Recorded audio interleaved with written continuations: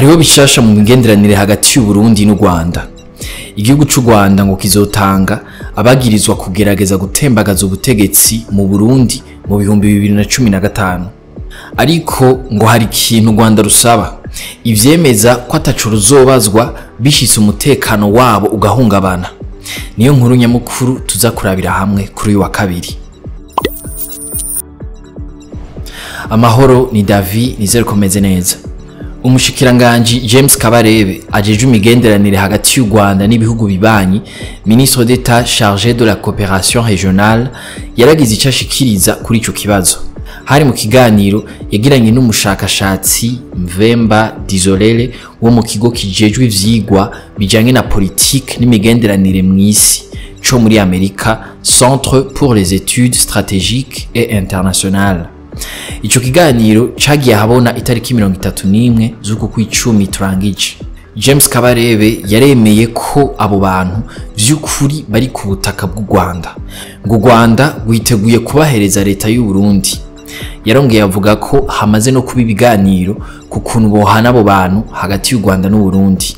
Yamara James Kabarebe yarashikirije ko badahawe ivyemeza ko atacu Rwanda ruzobazwa bishitse umutekano wabo bantu ugahungabana, ngo ntibashobora kubarungika.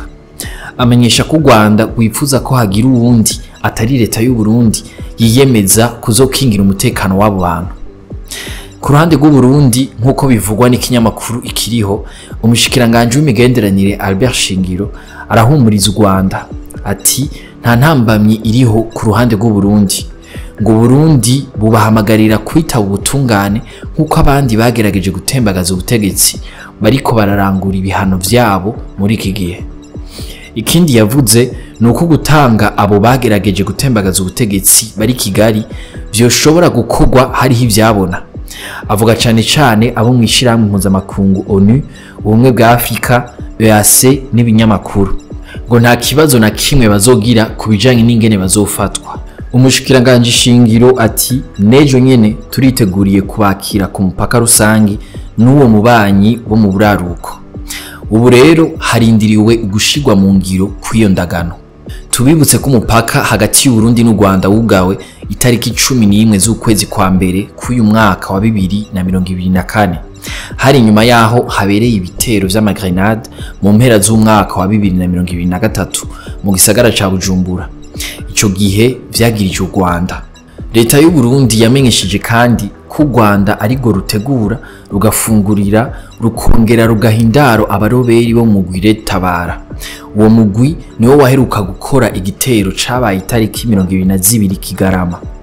Tubibutse kandi ko mu kwezi kw'indwi, igihe haba inama y'abashikiranganje b'ibihugu vy'akarere ka EAC yabereye muri Zanzibar, abaserukiye u Burundi n'u Rwanda bari bemeranije ko bohuye bitarenze igenekerezo rya 31 Gitugutu uyu mwaka.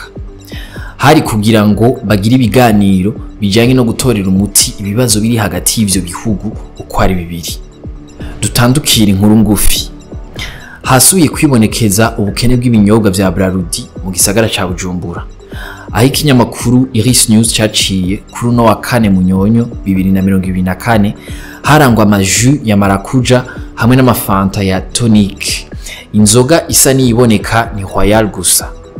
Brarudi ntaciravuga kuri ubwo bukene bw'ibinyobwa. Muri Guinée Equatoriale havugwa inkuru ya Balthazar Ebang Engonga, asanzwe arongoye ikigo kijejwe ivy'imitahe muri ico gihugu. Asanzwe kandi ari umuhungu w'umukuru w'ishirahamwe rijeje ubutunzi mu bihugu vya Afrika yo hagati, CEMAC. Mu gihe igipolisi cari kigiye kumusaka kubera yagirizwa kunyuruza amafaranga y'ico kigo, camusanganye amasanamu ari karangura amabanga mpuzabitsina. Muri abo barimwo n'abategetsi bo ku rwego rwo hejuru. Icegera c'umukuru w'igihugu Theodore Obiang yarasohoye itangazo kuri uyu wa mbere, yamenyesheje ko bibujijwe gukorera amabanga mpuzabitsina mu biro, ngo uzokwihenda akabirengako azohanwa kuri iryo kosa, yongere yirukanwe mu kazi. Gaël Faye yatsindiye agashimwe k'igitabo ciza Prix Renaudot. Gaël Faye yavukiye Bujumbura mu 1982 kuri nyina w'umunyarwandakazi na se w'umufaransa. azwi cyane mu muziki wa rap no kwandika ivyese vya slam. Mu bihumbi 2013 yasohoye album yiwe ya mbere yise Pilipili sur un croissant au beurre. Mu bihumbi 2016 niho yasohora igitabo Petit Pays kivuga ku buzima yakuriyemo i Bujumbura akiri umwana n'ivyo yabonye mu gihe c'amagume yo mu 1993. Ico gitabo caratwaye ubushimwe butari buke, kinahinyanyugwamwo ireresi yiswe Petit Pays nyene. Muri Jacaranda bavugamwo Milan, umudimudimu yumvise mu 1994 ihonyabwoko ryo mu Rwanda ryakorewe abo mu bwoko bwa nyina wiwe. Muri Jacaranda rero Milan agerageza gutahura ubuzima bw'igihugu n'abanyagihugu babamwo inyuma yo guca mu bihe by'intambara n'ugwango. Mwakoze kudukurikira, aya makuru muyasanga ku mbuga za Yaga na Iris News, ahanje tuzosubirejo.